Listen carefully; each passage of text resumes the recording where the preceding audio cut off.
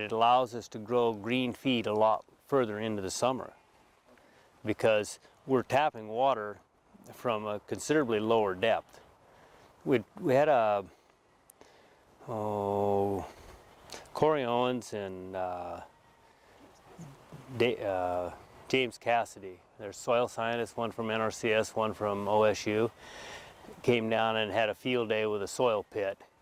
And these orchard grass plants, it was probably less than a quarter of a mile from here across the field. These orchard grass plants had a 36-inch root depth until they hit gravel, and then they were 4 or 5 inches down into the gravel. And that's how far we know they were, because that's how far we dug with a claw hammer. But after that, it's all guesswork there.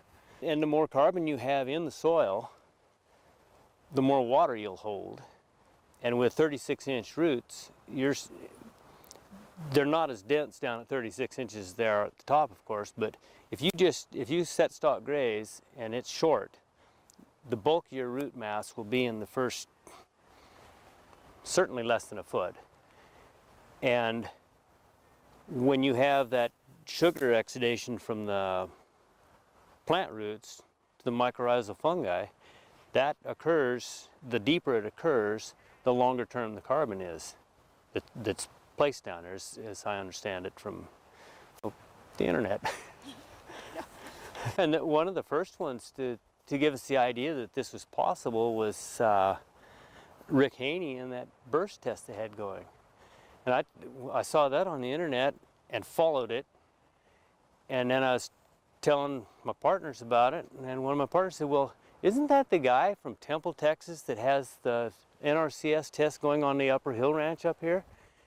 And I said, no, it can't be. And it was. It's the same deal. And what he was talking about in that burst test was just microbiology under the ground. It's phenomenal. And it seems like such a nonsense story, but by golly, when you see the numbers right in front of you, it's not nonsense. We don't have to read somebody else's numbers now. These numbers we have, that about a quarter of a mile in that direction, that field we were standing right beside at the top, we ran 930 ewes on 18 acres, and it took 27 days to get across. They were getting 6/10 of an acre a day, and we were feeding a third of their diet in supplemental grains on the ground. And those numbers they're off the charts. You know, when you can run 930 ewes for a month on 18 or 19 acres, if you'd have told me that 5 years ago, guy's been drinking.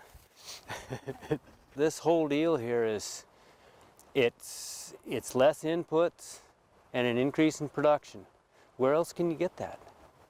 And it seems like all the downsides don't happen. It's better water infiltration, more carbon in the ground, more options with feeding. It's a win-win-win deal, and why shouldn't they know about it? Depends on how much feed there is, how much it is when they move in. Okay. You know, how much crop density there is, and how many sheep there are in each field.